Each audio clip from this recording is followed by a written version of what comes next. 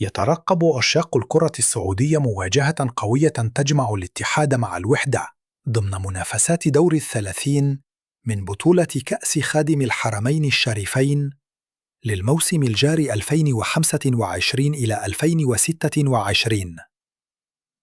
ويدخل الاتحاد اللقاء بطموح مواصلة مشواره وحفاظه على لقبه الذي حققه الموسم الماضي، بينما يسعى الوحدة إلى إحداث المفاجأة وإقصاء حامل لقب المسابقة.